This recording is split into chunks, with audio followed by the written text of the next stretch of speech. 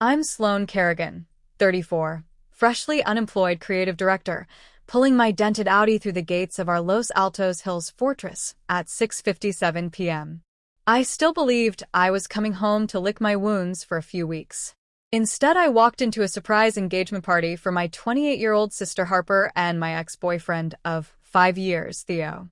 Dad raised a glass of 2009 Salon like he was toasting a merger.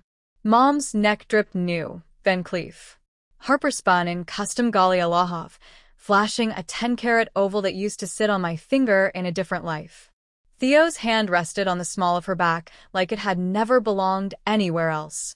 Then Dad cleared his throat. Sloane, the family office restructured the estate plan. The principal, $46 million, is now in Harper's sole control.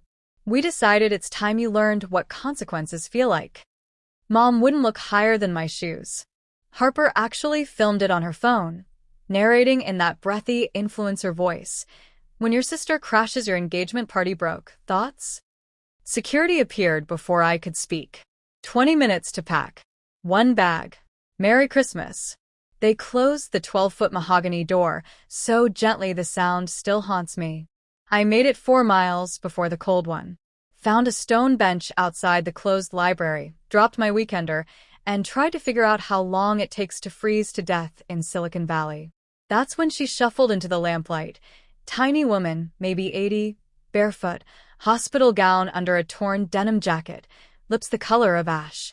I had one thing left that was warm, a vintage charcoal overcoat Theo gave me the year we got engaged. I took it off and put it on her without a word. She stared like I'd performed a miracle, then pressed something small and cold into my palm, a brass subway token from a city that doesn't exist anymore, and whispered, "You just paid a debt you didn't know you owed." She vanished before I could ask her name. 51 minutes later, 18 identical obsidian G-wagons formed a silent half-moon around the bench. The rear door of the center, one opened. Same woman. Now she wore couture camel, Loro Piana boots, hair twisted into a chignon that probably required 3 assistants and a prayer. The coat I'd given her was folded over her arm like a relic. "Get in, Sloane," she said. "We have a lot to discuss, and you're turning blue." Her name was Delphine Moreau, widow of the Moreau who built the quietest commercial real estate empire on the West Coast. Every Christmas Eve for 33 years she walked out of her compound dressed as the person society steps over, looking for one human still willing to give when the cameras are off. This year she found me. 6 days later I moved into the north wing of a Frank Lloyd Wright inspired fortress hidden in the Portola Valley redwoods. Delphine didn't offer charity. She offered succession. 5 years to prove I could run a $3 billion foundation that bought apartment buildings, not handouts. I learned to read a 990 picofarads before coffee. Ran 5 miles every dawn with her ex-Delta trainer. Sat in boardrooms where men in Brioni tried to mansplain poverty to me until I showed them the eviction notice still folded in my wallet from the week I almost missed rent in 2019. I rewrote grant guidelines at 3 a.m. because one clause would have excluded trans youth. Cried in the gym sauna when I thought I'd never be enough. Kept going because the memory of bare feet turning purple was louder than any doubt. 10 months later, Delphine slid a single cream envelope across a table made from a 200-year-old redwood. Inside, President, Moreau Family Foundation. Full control of the endowment. My signature line already warm from her pen. I signed while my hand shook. A year after they threw me out, Harper and Theo showed up in my new office on University Avenue, wearing contrition like cheap cologne. Dad's genius private equity play had been a $4.8 billion fraud. The house was gone. They needed $4 million just to breathe. I handed them bus passes and a printout for the county's financial literacy program instead. Harper's tearful TikTok, "My sister is a billionaire and won't save our parents," hit 30 million views in a day. Then someone leaked the video she shot the night they locked me out. Then the wire transfers for matching Oris turbos. Then Theo's pitch deck that was literally ChatGPT output on a Canva template. The internet did the rest. I never said a word.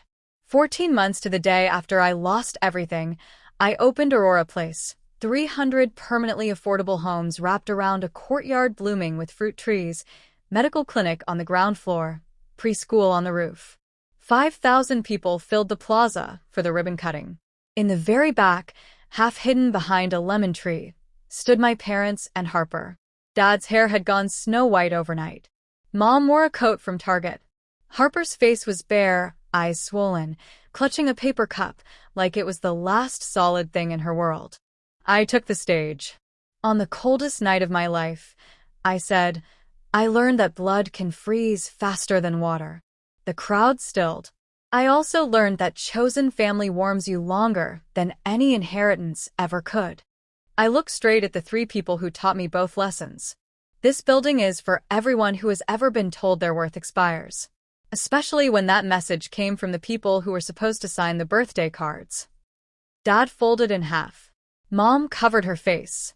Harper stared at the ground like she was trying to disappear into it. I stepped down, walked past them without breaking stride. The glass doors of Aurora Place slid open, spilling golden light across the concrete. A little boy in dinosaur rain boots ran up and handed me a dandelion gone to seed. This is for the lady who built the castle, he said.